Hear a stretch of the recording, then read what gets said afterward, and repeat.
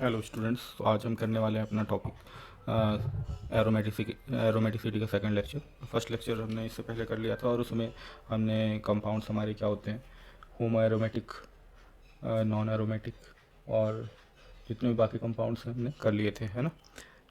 और आज हम फर्दर आगे का टॉपिक कवर करने वाले हैं इसमें, जो कुछ टॉपिक्स हमारे रह गए थे जैसे quasi aromatic compounds and all. तो वहीं से हम आज स्टार्ट करेंगे अपना न्यू टॉपिक। ठीक है, एक मिनट। तो आज का हम अपना टॉपिक स्टार्ट करते हैं, क्वासी एरोमेटिक कंपाउंड। ठीक है, क्वासी एरोमेटिक कंपाउंड्स।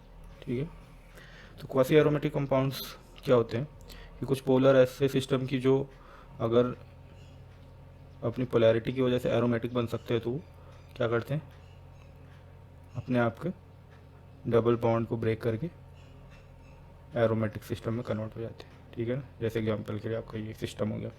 तो अगर आप इस सिस्टम को देखोगे तो यहाँ पर ऑक्सीजन और कार्बन के बीच में डबल बॉन्ड है। अब आपको पता है कि जो हमारा पाई बॉन्ड है वो वीक बॉन्ड होता है और ऑक्सीजन हमारा कार्बन से ज़्यादा इलेक्ट्रोनेगेटिव है। तो ऐसे केस में क्या होता है कि आपका ये पाई बॉन्ड ब्रेक हो जाता है ऑक्सीजन की तरफ, और हम इसको कुछ इस तरह से लिख सकते हैं, जो हमारा मॉलिक्यूल है वो नेचर में इस तरह से एग्जिस्ट करता है।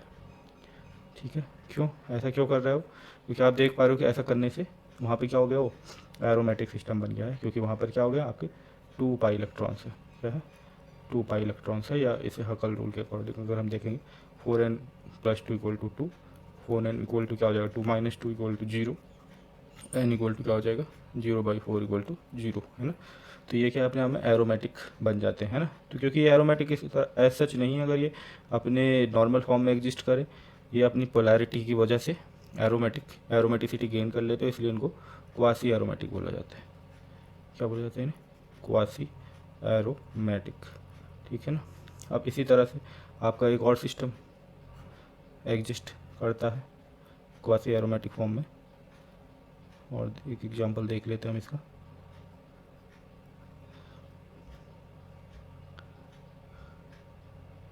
ठीक है, तो इस तरह से, तो अगर आप देखेंगे तो अगर ये सिस्टम कुछ इस तरह से ब्रेक करता है मान लिया ऑक्सीजन की तरफ, तो ये किस फॉर्म में लिखा जा सकता है, इस तरह से कुछ 7 मेंबर रिंग है आपकी, ऑक्सीजन पे नेगेटिव चार्ज आ जाएगा, है ना। तो अब आप क्या देख पा रहे हो, यहाँ पे पॉजिटिव। तो आप गिनोगे तो यहाँ पर कितने हो रहे हैं, टोटल 6 पाई इलेक्ट्रॉन्स है ना। ये कार्बन भी अभी क्या हो चुकी है, sp2 हो चुकी है, बाकी कार्बन सभी आपके sp2 है, तो बाकी सारी कंडीशन सेटिस्फाई हो जाएंगी। ये साइक्लिक प्लेनर है, कंप्लीट कॉन्जुगेशन है, 6 पाई इलेक्ट्रॉन्स है, तो हकल रूल को सेटिस्फाई करेगा, तो ये भी क्या हो जाएगा, एरोमेटिक, या हम इसको क्या बोलेंगे, क्वासी एरोमेटिक, क्योंकि नेचुरल तरीके से नहीं है, अपनी पोलैरिटी की वजह से एरोमेटिसिटी गेन कर रहा है। तो अगर तो कोई सिस्टम इस तरह से ब्रेकिंग करके एरोमेटिसिटी गेन कर रहा है, तो वो फिर उस फॉर्म में जाएगा, है ना। जैसे ये इस फॉर्म में जाएगा, नेचर में मोस्टली इस फॉर्म में एग्जिस्ट करेगा, क्योंकि इससे इसको स्टेबिलिटी मिल रही है, एरोमेटिसिटी गेन हो रही है। लेकिन अगर वैसे अगर कोई सिस्टम इस तरह से मान लीजिए कि आपका कोई सिस्टम ऐसे है, ऐसे, और इस तरह से है, तो जो बॉन्ड ब्रेकिंग आप करोगे तो इस तरह से करोगे, है ना। अच्छा, ये ध्यान रखना है, एरोमेटिक बनाने के चक्कर में कार्बन की तरफ बॉन्ड नहीं ब्रेक कर देना, है ना। क्योंकि बॉन्ड तो हमेशा वहीं ब्रेक होगा कि जिधर ज़्यादा इलेक्ट्रोनेगेटिव है आपका आइटम, है ना। बॉन्ड तो उसी तरफ जाएगा, पाई इलेक्ट्रॉन उधर ही ब्रेक होगा। अब ये नहीं आप इसे एरोमेटिक बनाने के चक्कर में उल्टी तरफ बॉन्ड ब्रेक करा दो, तो ऐसा पॉसिबल नहीं है ना। तो अब जब बॉन्ड आप ब्रेक करोगे तो क्या होने वाला है, मैं यहीं पर दिखा दे रहा हूँ, है ना, यहीं पर दिखा दे रहा हूँ मैं, जगह कम हो रही। मान लो आपका ये सिंगल बॉन्ड बन गया। अब ऑक्सीजन पे आपका क्या आ जाएगा, नेगेटिव चार्ज, और कार्बन पर पॉजिटिव चार्ज। तो ऐसा करते ही क्या हुआ, इस वाले सिस्टम में आप देख पा रहे हो कि आपके ये तो sp2 बन गया है, बाकी आपके कार्बन sp2 थे ही। इसको यहाँ ड्रॉ कर लेते चलिए दोबारा से, थोड़ा आपको अच्छे समझ में आ सके। अभी जो हमारा सिस्टम बन गया वो कुछ इस तरह से बन गया। ठीक है, तो अब आप क्या देख पा रहे हो कि यहाँ पर हमारे पास टोटल पाई इलेक्ट्रॉन्स जो है वो कितने हैं, 4 पाई इलेक्ट्रॉन्स है। सिस्टम कैसा है आपका, साइक्लिक प्लेनर है, कंप्लीट कॉन्जुगेशन है। तो ऐसे में ये किसको फॉलो करेगा, ये 4n पाई रूल को फॉलो कर लेगा, है ना। तो ये क्या बन जाएगा, एंटी एरोमेटिक बन जाएगा। क्या बन जाएगा ये, एंटी एरोमेटिक। तो उससे अच्छा तो ये क्या करेगा, एंटी एरोमेटिक होने से अच्छा है कि ये अपने नेचुरल फॉर्म में ही रहे। कहने का मतलब ये किस तरह से एग्जिस्ट करेगा तब नेचर में, ये बॉन्ड ब्रेक नहीं करेगा, यहाँ पर क्या रहेगा, डबल बॉन्ड ही रहेगा ऑक्सीजन का, है ना, ये इस फॉर्म में एग्जिस्ट नहीं करेगा। तो केवल वो फॉर्म इस तरह से जाएंगे, इस पोलर वाले फॉर्म में जाएंगे जिनमें एरोमेटिसिटी गेन हो रही है, और वही कंपाउंड्स का कहलाते हैं क्वासी एरोमेटिक कंपाउंड कहलाते हैं। आप इस तरह का जो सिस्टम है ये साइक्लो पेंटाडाइन कीटोन टाइप का जो ये सिस्टम हमने देखा, ये नहीं ब्रेक करेगा बॉन्ड, क्योंकि इससे इसको एरोमेटिसिटी गेन ना होकर क्या हो रहा है, एंटी एरोमेटिक करेक्टर मिल जाएगा। तो ये अपना सिंपल नॉन एरोमेटिक फॉर्म में रहना ज़्यादा पसंद करेगा। तो आप समझ गए होंगे कि क्वासी एरोमेटिक कंपाउंड क्या होते हैं। अब क्वासी एरोमेटिक कंपाउंड क्योंकि इस तरह से ब्रेकिंग हो जाती है इनमें, तो ये क्या होते हैं, हाईली पोलर होते हैं। ये बात भी आप जान लो कि ये क्या होते हैं, तब हाईली पोलर होते हैं। जो कंपाउंड क्वासी एरोमेटिक फॉर्म में एग्जिस्ट कर सकते हैं वो हाईली पोलर होते हैं। तो अब नेक्स्ट टॉपिक पे आ जाते हैं।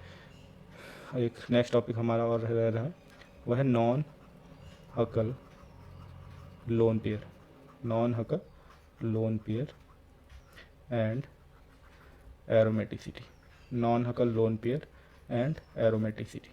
ये टॉपिक देख लेते हैं क्या होता है। तो इसको एग्जांपल से समझने की कोशिश करते हैं। मान लीजिए कोई ऐसा एक सिस्टम है हमारे पास, नाइट्रोजन है यहाँ पे, फिर एक इस तरह से आपका, और एक थर्ड रिंग और लगी हुई है, मान लीजिए कुछ इस तरह से।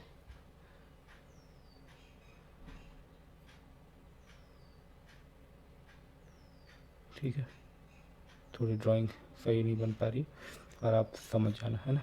तो एक नाइट्रोजन के 3 बॉन्ड बने थे, आप एक लोन पेयर आ जाएगा, और इस तरह से आपके बॉन्ड लग जाने हैं, है ना, इस तरह से आपके बॉन्ड प्रेजेंट है। तो अब इसमें अगर आप देखोगे तो जब हम इसके लिए पाई इलेक्ट्रॉन्स कैलकुलेट करेंगे कि इसमें कितने पाई इलेक्ट्रॉन्स है ना, एक मिनट, जब हम इसमें पाई इलेक्ट्रॉन्स कैलकुलेट करना चाहेंगे कि total number of pi electrons कितने हैं, ठीक है, तो हम केवल क्या करेंगे, इन जो ये इधर बाउंड्री पे दिखते हैं इनको पेरीफेरी पाई इलेक्ट्रॉन्स बोला जाता है, इन्हीं को काउंट करेंगे, ठीक है ना। तो कितने हो जाएंगे हमारे 2, 2, 4, 2, 6, 2, 8, 2, 10, तो टोटल पाई इलेक्ट्रॉन्स कितने हो जाएंगे, 10। तो अब ऐसे में क्या हुआ कि मैंने इस वाले जो ये सेंटर में आ रहा है बीच में, इसको काउंट नहीं किया। तो जो ये सेंटर में होते हैं इस तरह के नॉन बेंजोनॉइड सिस्टम में, ठीक है ना, पॉली नॉन बेंजोनॉइड सिस्टम में जो सेंटर में इलेक्ट्रॉन होता है हम उनको काउंट नहीं करते हैं, ठीक है ना। जो पॉली बेंजोनॉइड, जो इतने भी आपको पॉलीसाइक्लिक नॉन बेंजोनॉइड सिस्टम दिखेंगे, कैसे, पॉलीसाइक्लिक नॉन बेंजोनॉइड सिस्टम, ठीक है, जितने भी आपको ये पॉलीसाइक्लिक नॉन बेंजोनॉइड सिस्टम दिखेंगे, इनमें जो सेंटर में आपके इलेक्ट्रॉन होंगे हम उनको काउंट नहीं करते हैं ना, उनको हम काउंट नहीं करेंगे। तो वही इलेक्ट्रॉन्स आपके क्या कहलाते हैं, नॉन हकल लोन पेयर कहलाते हैं, मतलब उनको हकल रोल में आप काउंट नहीं कर रहे हो एक तरह से, है ना। तो वही क्या होते हैं आपके नॉन हकल लोन पेयर होते हैं, ठीक है। तो इस तरह से ये सिस्टम क्या बन जाएगा, क्योंकि 10 पाई इलेक्ट्रॉन है तो ये सिस्टम क्या होगा, एरोमेटिक हो जाएगा। क्या हो जाएगा, एरोमेटिक हो जाएगा, है ना, हकल रूल के अकॉर्डिंग। अगर आप इसको भी काउंट कर लेते तो ये क्या हो जाते, 12 हो जाते, और तब इसमें एंटी एरोमेटिक होना था, पर ये काउंट नहीं होते, ठीक है। बस इतना ही आपको जानना था। इसी तरह से इसका एक एग्जांपल हम और देख लेते हैं जिससे आपको और अच्छी अंडरस्टैंडिंग इसकी आ जाए, ठीक है। एक मिनट, नेक्स्ट स्लाइड पे चलते हैं। तो देखते हैं हम इसमें, मान लीजिए हमारे पास कुछ इस तरह का सिस्टम है, ठीक है। इसके आप एग्जांपल और भी अपनी बुक वगैरह से कहीं से कर लेना, मैं जस्ट आपको थोड़ा सा समझाने के लिए यहाँ पे करा रहा हूँ, ठीक है।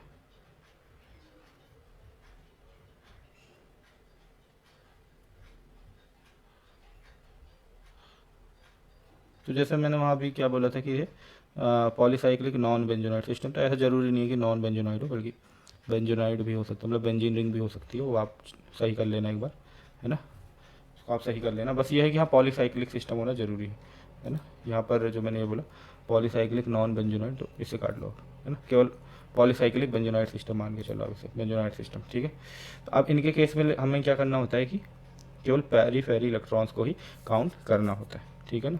तो अब आप यहाँ पर इसके लिए अगर आप ये पता करना चाहोगे कि ये कंपाउंड आपका एरोमेटिक है या नहीं है, तो आपने क्या करना है, आपने सिंपल इसके पेरीफेरी इलेक्ट्रॉन्स को काउंट करना है। तो यहाँ पे 2, 2, 4, 2, 6, 2, 8, 2, 10, 12 और 14, है ना, 7 पाई इलेक्ट्रॉन्स है पेरीफेरी में, आप सीधा पाई इलेक्ट्रॉन्स गिन लो, है ना। तो ये भी आप यहाँ पे सीख ही लो कि हम एरोमेटिक के लिए डायरेक्ट, अगर आपको ये पता करना है कि कोई कंपाउंड एरोमेटिक है या नहीं, या वो हकल रूल को फॉलो करता है नहीं, तो आप सीधा क्या गिनोगे कि उसमें पाई इलेक्ट्रॉन्स क्या कैसे होने चाहिए, पाई बॉन्ड्स बोल लो आप, या फिर इलेक्ट्रॉन पेयर बोल लो, ऑड होनी चाहिए। क्या होनी चाहिए, ऑड पाई बॉन्ड्स होने चाहिए। और अगर एंटी एरोमेटिक होना है, उसे एंटी एरोमेटिक होना है, तो वहाँ पर क्या होगा, इवन पाई बॉन्ड्स होंगे। ठीक है, तो अब आप इलेक्ट्रॉन पेयर ना गिन के आप क्या कर सकते हो, वहाँ पर सीधा अपने पाई बॉन्ड्स गिन सकते हो। अगर ऑड पाई बॉन्ड्स है तो एरोमेटिक होगा, इवन पाई बॉन्ड्स है तो एंटी एरोमेटिक होगा।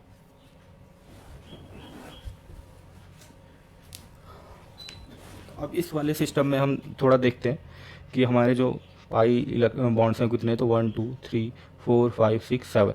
तो मैं क्या कर रहा हूँ, यहाँ जो सेंटर में है इस वाले को काउंट नहीं कर रहा हूँ। तो ये सेंटर वाला क्या है, ये सेंटर वाले क्या होते हैं, नॉन हकल लोन पेयर होते हैं। ये क्या कहलाते हैं, यही क्या कहलाते हैं हमारे नॉन हकल लोन पेयर कहलाते हैं। ठीक है ना, क्योंकि अगर आप इसको भी काउंट करते तो एंटी एरोमेटिक हो जाता है ना। तो टोटल जो पाई बॉन्ड्स हैं कितने आए थे, 7 पाई बॉन्ड्स आए थे। तो ये सिस्टम क्या हो जाएगा आपका, एरोमेटिक हो जाएगा। क्या हो जाएगा, एरोमेटिक हो जाएगा। ठीक है, तो ये दो एग्जांपल बहुत है इस तरह के उस सिस्टम के लिए। अब आप अपना आराम से दूसरे क्वेश्चन कर लेना, है ना। तो और ये जो स्कीम है ये दोनों पे चलती है ना, जो हम कर रहे हैं नॉन हकल लोन पेयर की कैलकुलेशन, चाहे बेंजोनॉइड हो चाहे नॉन बेंजोनॉइड हो, दोनों ही केस में ये अप्लाई होता है। ठीक है, अब नेक्स्ट टॉपिक कर लेते हैं हम इसमें, क्रैक्स रूल। ठीक है, नेक्स्ट टॉपिक हमारा आ जाता है इसमें क्रैक्स रूल। क्रैक्स रूल, तो क्रैक्स रूल जो है हमारा, ये आपका पॉलीसाइक्लिक नॉन बेंजोनॉइड सिस्टम के लिए एप्लीकेबल होता है। पॉलीसाइक्लिक नॉन बेंजोनॉइड सिस्टम के लिए एप्लीकेबल होता है। ठीक है ना, हाँ, तो इसमें ध्यान रखना है कि ये आपका जो क्रैक्स रूल है ये केवल पॉलीसाइक्लिक और नॉन बेंजोनॉइड सिस्टम के लिए यूज होने वाला है। ठीक है, मतलब पहले तो आपका सिस्टम क्या नहीं होना चाहिए, हम मोनोसाइक्लिक सिस्टम पे इसको अप्लाई नहीं करेंगे, चाहे वो नॉन बेंजिनॉइड भी है, पर वो अगर वो मोनोसाइक्लिक है तो हम उसकी एरोमेटिसिटी या वो एरोमेटिक है या नहीं है उसका पता हम क्रैक्स रूल के अकॉर्डिंग नहीं करते, तो हम सिंपल हकल रूल का यूज करते। लेकिन जब आपका सिस्टम क्या हो जाता है, पॉलीसाइक्लिक हो और साथ ही साथ नॉन बेंजिनॉइड हो, लो बेंजिनॉइड नहीं, बेंजीन रिंग नहीं होनी चाहिए उसमें, तब हम हकल रूल अप्लाई करते हैं। तो हकल रूल या क्रैक्स रूल अप्लाई करने की जो कंडीशंस है, पहली कंडीशन तो यही कि सिस्टम आपका क्या होना चाहिए, पॉलीसाइक्लिक नॉन बेंजोनॉइड होना चाहिए। दूसरी कंडीशन ये है कि इसमें क्या होना चाहिए, पहली कंडीशन आपकी ये होगी। दूसरी कंडीशन आपकी ये होती है कि उस सिस्टम में क्या होनी चाहिए, आपकी C2H जरूर होनी चाहिए। जो सिस्टम आपका मस्ट कंटेन C2H। ठीक है, सिस्टम में क्या होनी चाहिए, C2H होना मस्ट है। फिर होता है कि जो ये सिस्टम है आपका क्या कैसा होना चाहिए, साइक्लिक एंड प्लेनर होना चाहिए। कैसा होना चाहिए, cyclic and planar. Non benzenoid जरूर है लेकिन कैसा होना चाहिए, वो साइक्लिक और प्लेनर तो होना ही चाहिए। मतलब उसकी जितने भी कार्बन है आइटम्स है जो भी वहाँ पे अवेलेबल, वो sp2 और sp हाइब्रिडाइज होनी चाहिए। अगर sp3 है तब एप्लीकेबल नहीं होगा वो। ठीक है, ये क्रैक्स रूल हमारा। अब इस सिस्टम में क्योंकि नॉन बेंजोनॉइड सिस्टम होते हैं तो ये कंपाउंड्स या तो क्या होंगे, कंपाउंड्स विल बी इधर एरोमेटिक, या तो वो एरोमेटिक हो जाएंगे अगर वो क्रैक्स रूल को फॉलो करेंगे, और अगर फॉलो नहीं करेंगे तो क्या होंगे, नॉन एरोमेटिक होंगे। ठीक है, इसमें एंटी एरोमेटिक वाला कोई भी केस नहीं होता है, क्योंकि ये बड़े सिस्टम होते हैं, पॉलीसाइक्लिक सिस्टम होते हैं, तो क्योंकि ये फ्लेक्सिबल है तो ये अपने आप को नॉन प्लेनर शेप में चेंज कर लेते हैं, और या तो ये एरोमेटिक की तरह पाए जाएंगे या फिर एंटी एरोमेटिक की तरह, नॉन एरोमेटिक की तरह पाए जाएंगे, कभी भी एंटी एरोमेटिक नहीं होंगे। तो अब नेक्स्ट इसमें हम ये देखना है कि अगर तो हमारे पाई बॉन्ड्स क्या हैं, इसी बात तो हो ही चुकी है एक तरह से कि अगर ये पाई बॉन्ड्स हमारे क्या है, ऑड हैं, तो सिस्टम क्या होगा, एरोमेटिक होगा। बस चेंज हल्का सा ये है कि अगर यहाँ पे पाई बॉन्ड्स क्या हो जाएंगे, हमारे इवन हो जाएंगे। इससे पहले वाले सिस्टम में हमने ये देखा था कि अगर इवन होते तो एंटी एरोमेटिक होते थे, पर यहाँ पर पॉलीसाइक्लिक नॉन बेंजोनॉइड सिस्टम्स में अगर पाई बॉन्ड्स आपके इवन है तब भी एंटी एरोमेटिक ना होकर वो क्या हो जाते हैं, नॉन एरोमेटिक हो जाते हैं, क्योंकि उन पर हम हकल रूल नहीं अप्लाई कर सकते, हम उन पर क्या यूज कर रहे हैं, क्रैक्स रूल अप्लाई कर रहे हैं। तो आपने ये ध्यान रखना है कि जो आपके पॉलीसाइक्लिक नॉन बेंजोनॉइड सिस्टम है, अगर उनमें पाई बॉन्ड्स ऑड है तो एरोमेटिक होंगे, और अगर पाई बॉन्ड्स इवन है तो नॉन एरोमेटिक होंगे, कभी भी एंटी एरोमेटिक नहीं होंगे। ठीक है, तो एक दो एग्जाम्पल हम इसके भी देख लेते हैं। मान लीजिए हमारा कुछ इस तरह से है स्ट्रक्चर कि एक 5 मेंबर्ड की रिंग हमारी ऐसे बनी हुई है, फिर दूसरी 5 मेंबर्ड की रिंग भी इससे इस तरह से जुड़ी हुई है, और यहाँ पर कुछ हमारा ऐसे पाई बॉन्ड्स लगे हुए हैं। ठीक है, तो पहले तो आपने यही देखना है कि ये साइक्लिक है, प्लेनर है, तो वो सब आपको दिख रहा है कि हाँ ये साइक्लिक और प्लेनर है।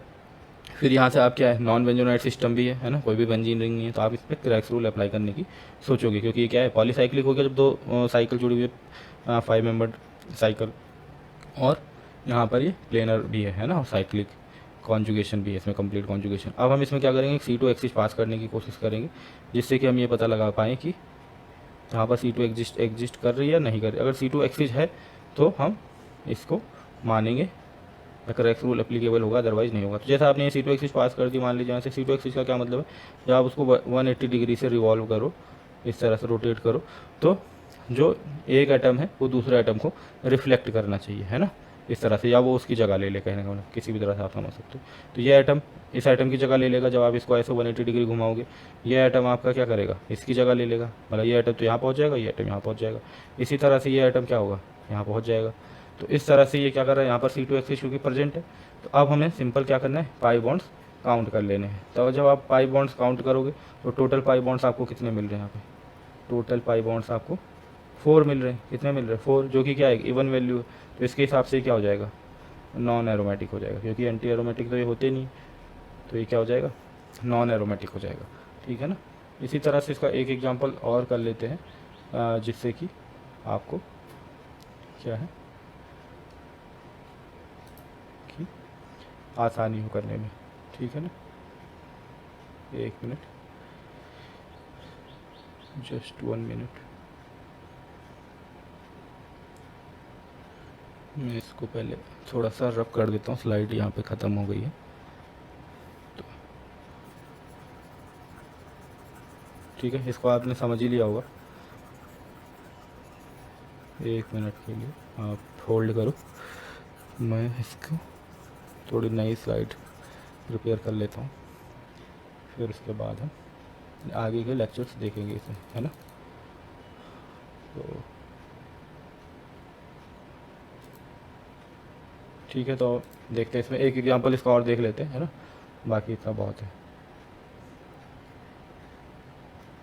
तो नेक्स्ट एग्जांपल मान लीजिए हमारे पास कुछ इस तरह से कि 5 एम की एक रिंग है हमारी इस तरह से, और इसी से एक जुड़ी हुई हमारी, मान लेते हैं कि 7 मेंबर्ड की रिंग है ना, और कुछ इस तरह से पाई बॉन्ड है अल्टरनेट फैशन में, ठीक है, पाई बॉन्ड है आपके अल्टरनेट फैशन में, इस तरह से कुछ।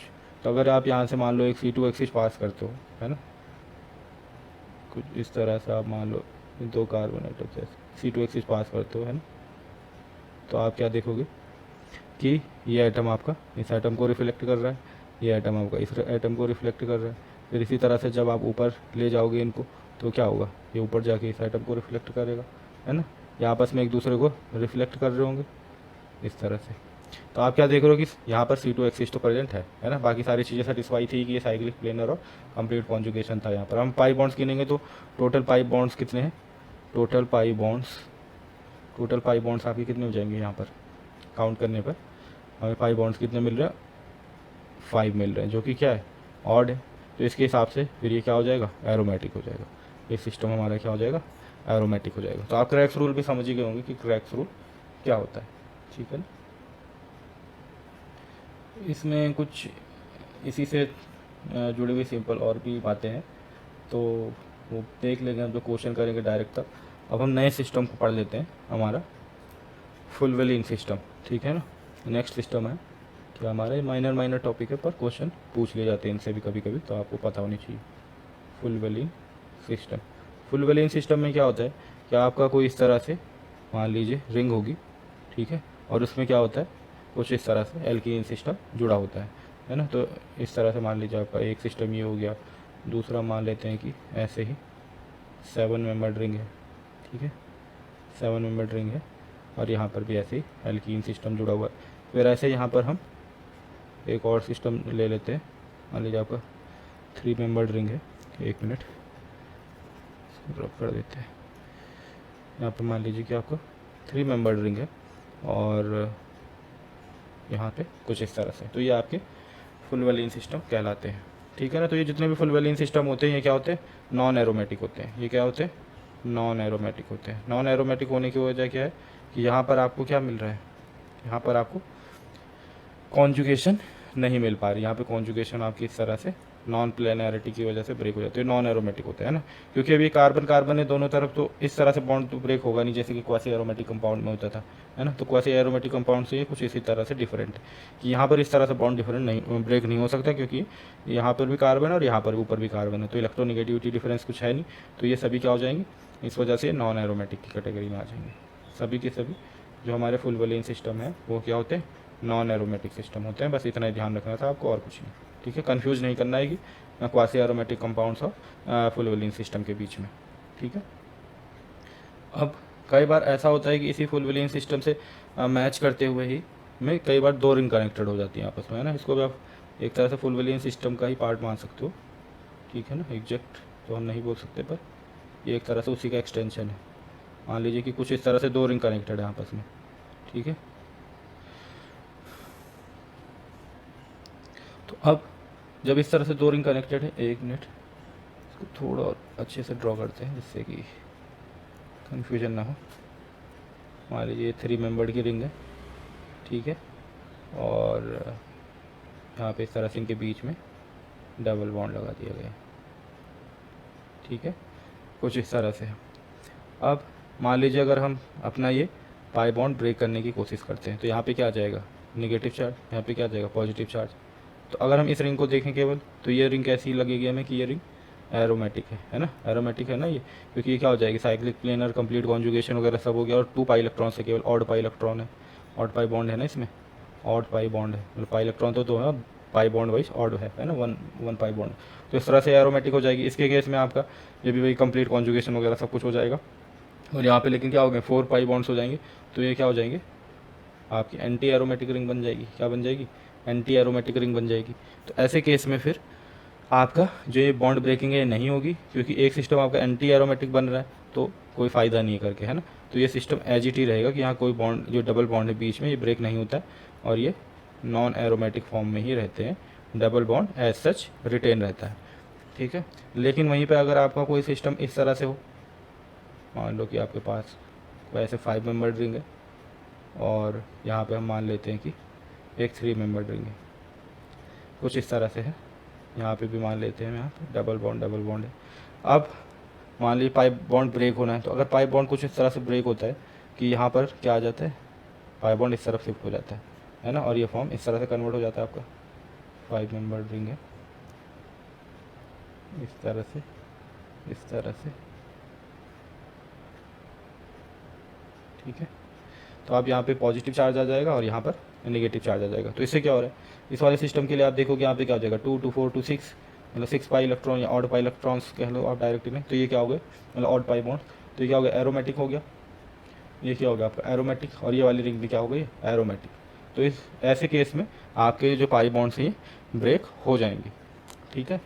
तो ये कंपाउंड इस तरह से एग्जिस्ट करेगा। तो इसमें जो क्वेश्चन बनता है कई बार वो ये पूछ लिया जाता है कि कौन सा कंपाउंड इसमें सिस ट्रांस आइसोमेरिज्म शो करेगा। तो अगर ये डबल बॉन्ड रिटेन रहेगा तो ये सिस ट्रांस आइसोमेरिज्म शो करेंगे। अगर ये बॉन्ड ब्रेक हो जाए, क्योंकि अगर ये कंपाउंड बॉन्ड ब्रेक करके, डबल बॉन्ड बीच का ब्रेक करके एरोमेटिक फॉर्म में कन्वर्ट हो सकता है, तो ये करेगा। तो यहाँ पर क्या होगा, सिंपल रोटेशन होगी, है ना। यहाँ पे सिस ट्रांस आइसोमेरिज्म एग्जिस्ट नहीं करेगा। तो बस इस तरह का क्वेश्चन यहाँ से बन जाता है। तो इस तरह के और भी कई एग्जाम्पल हो सकते हैं, वो आप कर लेना, है ना। अभी के लिए बस आपने इतना ध्यान रखना है। अब नेक्स्ट इसमें जो हमारा लास्ट टॉपिक रह गया है वो है हमारा एजुलिन, ठीक है ना। फिर इससे रिलेटेड हम कुछ क्वेश्चंस करेंगे जिससे आपको और अच्छी अंडरस्टैंडिंग हो जाए। तो फिलहाल जो थ्योरी पार्ट था वो ख़त्म होने वाला है। तो आप एजुलिन देख लेते हैं हम क्या होता है। एजुलिन हमारा कुछ इस तरह से है कि एक नॉन बेंजोनोइड सिस्टम लगा लो आप इसे, जिसमें आपकी एक 5 मेंबर्ड की रिंग होती है और एक 7 मेंबर्ड की रिंग होती है, ठीक है ना। तो ये क्या होगा, पॉलीसाइक्लिक नॉन बेंजोनेट सिस्टम बोल सकते हैं इसे। तो इस तरह से कुछ आपके डबल बॉन्ड प्रेजेंट होते हैं, ठीक है। तो ये आपका क्या है, ये एजुलिन है कि जिसमें एक 5 मेंबर्ड की रिंग 7 मेंबर्ड की रिंग से कनेक्टेड रहती है। तो ये क्या है, इस तरह से अपने डाइपोलर फॉर्म में भी एग्जिस्ट करता है एक्चुअली, क्योंकि वहाँ पर इसको क्या मिल जाती है, काफ़ी ज़्यादा स्टेबिलिटी मिल जाती है, जिससे दोनों ही रिंग में क्या आ जाती है, एरोमेटिसिटी आ जाती है, ठीक है ना। तो ये कुछ इस तरह से एग्जिस्ट करता है कि जो अपना डबल बॉन्ड है उसको ब्रेक कर लेता है, एक डबल बॉन्ड को, डबल सिंगल, और यहाँ पर हम लगा देते हैं एक डबल फिर सिंगल, ठीक है ना। तो ये वाले रिंग का जो ये डबल बॉन्ड है ये इस तरह से ब्रेक कर जाता है। तो अब इस पर अगर ये ब्रेक कर जाता है तो इस पर यहाँ वाले कार्बन पे आपका क्या आ जाता है, नेगेटिव चार्ज आ जाता है, ठीक है, और इस वाले कार्बन पे आपका पॉजिटिव चार्ज आ जाता है। बाकी जो हमारे डबल बॉन्ड जिस तरह से था आप उसी तरह से इसको लगा सकते हो। तो इस तरह से ये क्या है, अपने डाईपोलर फॉर्म में एग्जिस्ट करता है, ठीक है। ये भी आपका एक क्वेश्चन बन जाता है कि एजुलिन जो है वो क्या होता है, उसमें परमानेंट डायपोल होता है। जो एजुलिन है हमारा उसमें क्या होता है, परमानेंट डायपोल होता है, ठीक है ना। परमानेंट डायपोल इसमें क्यों हो रहा है, क्योंकि ऐसा करने से जो हमारी ये वाली रिंग थी, आप देख रहे हो 5 मेंबर्ड रिंग, ये अब क्या बन चुकी है, ये अब एरोमेटिक बन चुकी है ना। और ये जो हमारी 7 मेंबर्ड रिंग है, इसको भी ऐसे सच कोई नुकसान, ये भी अभी भी एरोमेटिक है ना। तो इस तरह से दोनों पार्ट में आपकी एरोमेटिसिटी आ जाती है, और ओवरऑल तो सिस्टम आपका एरोमेटिक है ही, क्योंकि यहाँ पर टोटल कितने पाई बॉन्ड्स आप देख पा रहे हो, 5 पाई बॉन्ड्स हैं, ठीक है। तो इस तरह से हमारा ये एजुलिन होता है, और इससे यही क्वेश्चन बनता है कि जो एजुलिन मॉलिक्यूल है वो हाईली पोलर मॉलिक्यूल होता है, और इसमें परमानेंट डायपोल पाया जाता है, ठीक है।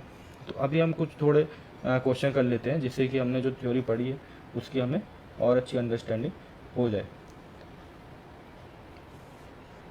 तो आइए हम कुछ क्वेश्चन कर लेते हैं इसके। जैसे कि जो कल की क्लास में हमने पढ़ा था उसके अकॉर्डिंग हम कर लेते हैं कुछ क्वेश्चन। कि आपको ऐसे मान लीजिए 3 मॉलिक्यूल कुछ दिए हुए हैं ऐसे, ठीक है। यहाँ पे आपका एक double bond, single bond, double bond, फिर उसके बाद सिंगल बॉन्ड, डबल बॉन्ड, और फिर इस तरह से है कुछ, ठीक है। हाँ, मान लीजिए इस तरह से। टोटल कितने कार्बन है यहाँ पर, 1 2 3 4 5 6 7।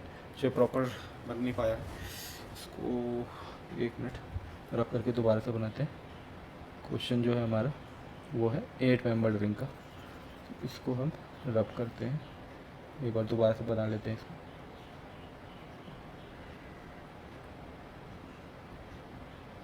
ठीक है, तो इस तरह से हमारी कुछ रिंग, यहाँ पे एक डबल बॉन्ड, फिर सिंगल बॉन्ड, उसके बाद डबल बॉन्ड, सिंगल बॉन्ड, फिर डबल बॉन्ड, फिर इस तरह से बीच में आपका एक sp3 कार्बन रह जाता है, ठीक है ना। तो एक इस तरह का मॉलिक्यूल है, मान लेते हैं ये A है, एक हमारा दूसरा मॉलिक्यूल है कुछ इस तरह से, ठीक है, ऐसे डबल बॉन्ड है, यहाँ पर पॉजिटिव चार्ज है, और एक मान लेते हैं कि हमारा तीसरा मॉलिक्यूल कुछ ऐसा है, क्वेश्चन में जो दिया हुआ है वो कुछ ऐसा। तो आपके पास ये 3 मॉलिक्यूल हैं ABC, ठीक है। इन तीनों मॉलिक्यूल में आपने ये बताना है कि कौन सा इसमें आपका एरोमेटिक है, कौन सा होमो एरोमेटिक है, और कौन सा एंटी एरोमेटिक है। क्वेश्चन जो पूछा गया है वो ये पूछा गया कि इन ABC में से कौन सा होमो एरोमेटिक है, कौन सा एंटी एरोमेटिक है, और कौन सा एरोमेटिक है। तो आप कल की थ्योरी क्लास से यह समझ पाए होंगे कि जब यहाँ पर बीच में क्या गया, एक sp3 कार्बन आ गया है, ये कार्बन कैसा आपको दिख रहा है, sp3 कार्बन है, तो अगर इसको एरोमेटिक होना है तो ये इसको सरपास करके बनेगा, है ना, एरोमेटिक। तो ऐसे कंपाउंड्स को हम क्या बोल दिया करते थे, होमो एरोमेटिक बोल दिया करते थे। क्या बोल दिया करते थे, होमो एरोमेटिक। बाकी बातें अब मैं नहीं कर रहा हूँ कि ये साइक्लिक है, कॉन्जुगेशन है, इसमें ये सब आपको देखना आ गया होगा अच्छे से। अब कंपाउंड बी पे अगर हम चलते हैं तो यहाँ पर भी आपको साइक्लिक प्लेनर ये सब कंप्लीट कॉन्जुगेशन ये सब दिख रहा है। हम इसमें अगर पाई बॉन्ड्स काउंट करते हैं तो यहाँ पे कितने इवन पाई बॉन्ड्स है ना। हम डायरेक्ट अब हम पाई बॉन्ड्स काउंट कर रहे हैं तो यहाँ पे इवन पाई बॉन्ड्स है। इवन पाई बॉन्ड्स का मतलब है कि ये क्या हो जाएगा, हमारा एंटी एरोमेटिक हो जाएगा। कैसा हो जाएगा, ये एंटी एरोमेटिक हो जाएगा। इसी तरह से अगर आप इस वाले के लिए देखते हो तो ये साइक्लिक के कंप्लीट कॉन्जुगेशन वगैरह सब कुछ है यहाँ पर। और जो पाई बॉन्ड्स है वो ऑड पाई बॉन्ड है। कैसा है, ऑड पाई बॉन्ड्स, एक सिंगल पाई बॉन्ड है और ऑड पाई बॉन्ड हो गया तो इसको हम क्या बोलेंगे कि ये कंपाउंड हमारा कैसा होगा, एरोमेटिक होगा। तो अब आप ये क्वेश्चन समझ गए होंगे कि किस तरह से ये था, ठीक है। नेक्स्ट क्वेश्चन इसमें हम कर लेते हैं, और ठीक है, नेक्स्ट क्वेश्चन एक हम कर लेते हैं। इसमें थोड़ा ज़्यादा ही स्ट्रक्चर है इसमें कुछ, पर फिर भी हम इसको करने की कोशिश करते हैं, ठीक है। मान लीजिए कि कुछ ऐसा है,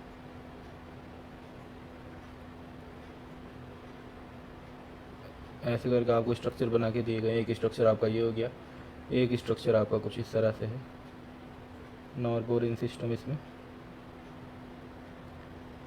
ठीक है। इस तरह से पाई बॉन्ड लगे हुए हैं और पाई बॉन्ड यहाँ लगा हुआ है। एक आपका सिस्टम कुछ इस तरह से है, 7 member ring, double bond, single bond, double bond, single bond, double bond, single bond, ठीक है, देख लेना आप।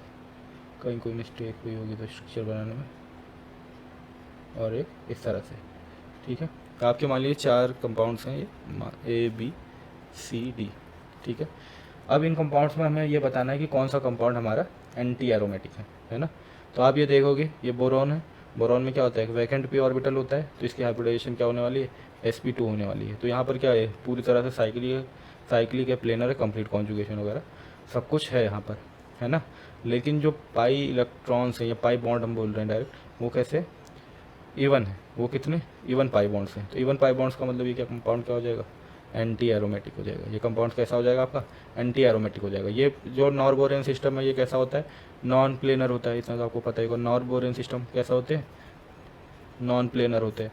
तो नॉन प्लेनर होते ही एरोमेटिक और एंटी एरोमेटिक की तो बात ही खत्म हो जाती है। तो ये कंपाउंड कैसा हो जाएगा, नॉन एरोमेटिक हो जाएगा। ये कंपाउंड आपका कैसा हो जाएगा, नॉन एरोमेटिक। इसी तरह से ये कंपाउंड भी आपका देख लो कि यहाँ पर क्या है, नॉन एरोमेटिक होगा, क्योंकि ये कैसे होते हैं, नॉन प्लेनर फॉर्म में एग्जिस्ट करते हैं, है ना। क्योंकि आपने देखा था 7 मेंबर रिंग या उससे ऊपर की रिंग अगर वो एंटी एरोमेटिक होने की कैटेगरी में जा रही होगी तो वो क्या कर लेगी, आपको नॉन प्लेनर फॉर्म में ट्रांसफॉर्म कर लेती है ना।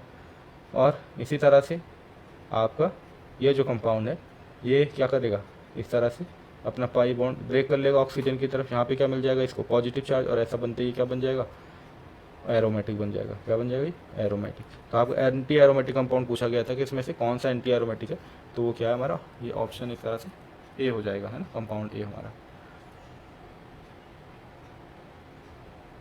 एक इसमें बहुत ही अच्छा क्वेश्चन है और डिफरेंट है इनसे थोड़ा।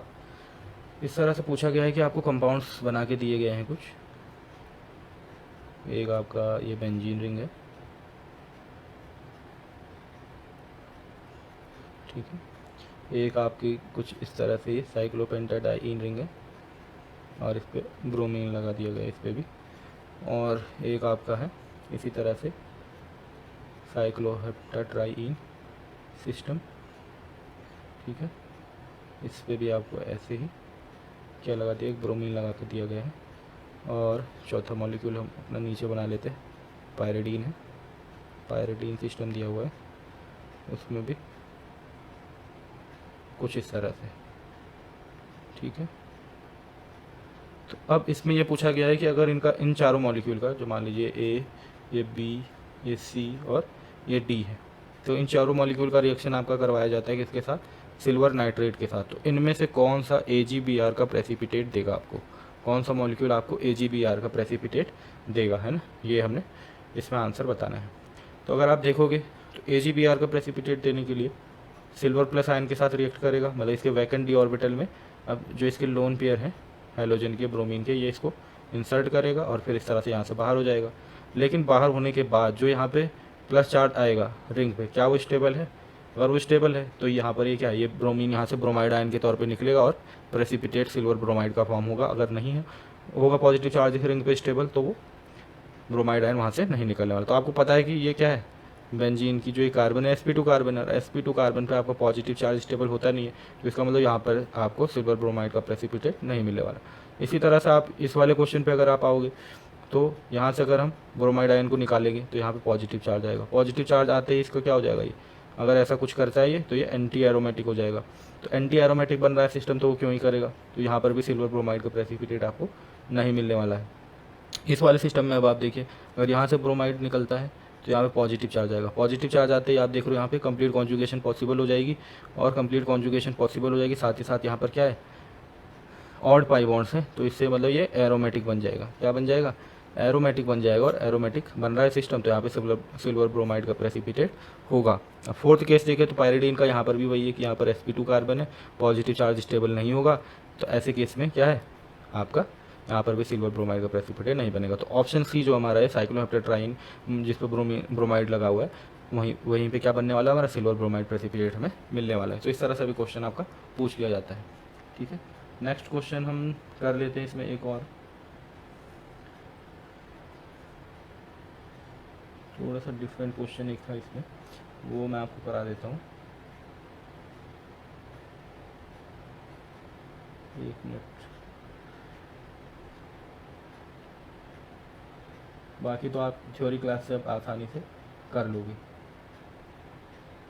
ठीक है। एक क्वेश्चन इसमें इस तरह से पूछा गया है कि जो हमारे 4n सिस्टम होते हैं, 4n सिस्टम आप समझ लो। 4n सिस्टम मतलब एंटी एरोमेटिक कंपाउंड्स क्या होते हैं, एंटी एरोमेटिक कंपाउंड्स। इनको हम किस तरह से एरोमेटिक कंपाउंड्स में चेंज कर सकते हैं, किस तरह से हम इनको एरोमेटिक कंपाउंड्स में चेंज कर सकते हैं। ठीक है, मान लीजिए आपका कुछ इस तरह से कोई भी सिस्टम हो सकता है। मान लीजिए हमारे पास क्या है, ठीक है, 1 2 3 4 5 6 7, ठीक है। इसको नहीं रहने, इसको रहने देते हैं,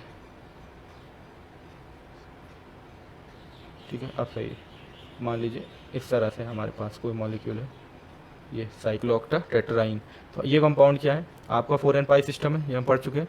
तो अभी ये क्या है, एक तरह से नॉर्मल तौर पे देखा जाए तो एंटी एरोमेटिक है, और एंटी एरोमेटिक ना होगा तो नॉन एरोमेटिक है, पर एरोमेटिक नहीं है ना। तो उन्होंने एग्जैक्टली बोला भी नहीं है कि आपका क्वेश्चन है कि एंटी एरोमेटिक को एरोमेटिक, ये मैंने आपको एक जनरल बता दिया। उन्होंने यही बोला है कि 4n सिस्टम को आप किस तरह से एरोमेटिक कंपाउंड्स में चेंज कर सकते हो। तो इनको चेंज करने के लिए हम जब इनको एल्कली मेटल के साथ रिएक्शन कराते हैं, किसके साथ, एल्कली मेटल के साथ रिएक्शन कराते हैं, तो ये एरोमेटिक कंपाउंड्स में चेंज हो जाते हैं। वो कैसे होता है कि जैसे एल्कली मेटल, मान लीजिए सोडियम है आपके पास, 2 मॉलिक्यूल आपने सोडियम के ले लिए, तो आपको पता है एक सोडियम आपके क्या है, एक इलेक्ट्रॉन रिलीज कर सकता है। तो ये क्या करते हैं, मान लीजिए हम इसको समझने के लिए कुछ इस तरह से भी देख सकते हैं कि इसको फ्री रेडिकल के फॉर्म में मान लो हमने ऐसे ब्रेक कर लिया, तो अभी मान लेते हैं हम ये इस तरह के फॉर्म में कन्वर्ट हो चुका है। ठीक है, तो बाकी तो सब कुछ ऐसे ही है जैसे पहले था। और यहाँ पर आपका एक सिंगल इलेक्ट्रॉन है ना, कुछ नहीं किया हमने, इसको जस्ट एक ब्रेक कर लिया है ना। और तब जो हमारा सोडियम है, जिससे आपको क्या मिलने वाले, एक एक सिंगल इलेक्ट्रॉन मिलने वाले। तो एक इलेक्ट्रॉन जैसे यहाँ पर मिलेगा तो इस पर क्या आ जाएगा, एक नेगेटिव चार्ज। ऐसे एक इलेक्ट्रॉन यहाँ पर गेन होगा जब इसको, तो यहाँ पर भी क्या मिल जाएगा, एक नेगेटिव चार्ज। और तब यहाँ पर ये क्या हो जाएंगे, टोटल पाई इलेक्ट्रॉन आप काउंट करो, 2 to 4 to 6 to 8 to 10 है ना। ये मतलब एनायन के फॉर्म में एग्जिस्ट करने लग जाएगा, और ये क्या बन जाएगा, एरोमेटिक बन जाएगा। ठीक है, तो इस तरह से ये एल्कली मेटल के साथ अगर हम रिएक्शन करा देते हैं कंपाउंड्स का, तो ये एरोमेटिक फॉर्म में चेंज हो जाते हैं। ठीक है, और क्वेश्चंस इसमें जो आपके इम्पोर्टेंट बन सकते हैं वो यही है ना। वैसे तो आपके और बहुत ढेर सारे क्वेश्चन प्रैक्टिस के लिए हो सकते हो, आप और बुक से कहीं से कर लेना, आप आसानी से कर पाओगे, है ना। तो इसमें ऐसा आपको प्रॉब्लम नहीं होगी। जो हम थ्योरी लेक्चर में कर रहा है उसी से आपके सारे क्वेश्चन होने वाले हैं उन्हीं टॉपिक से। ठीक है, तो आज इस लेक्चर को यहीं पे रहने देते हैं। और अगर वीडियो लेक्चर आपको पसंद आ रहे हैं तो आप इसको, चैनल को लाइक करें, है ना, वीडियोज़ को लाइक करें, चैनल को सब्सक्राइब करें, और अपने कमेंट करें कि आपको किस टॉपिक पे नेक्स्ट लेक्चर चाहिए, है ना, किस टॉपिक पे आपको नेक्स्ट लेक्चर चाहिए, वो आप मुझे कमेंट करके ज़रूर बताएं।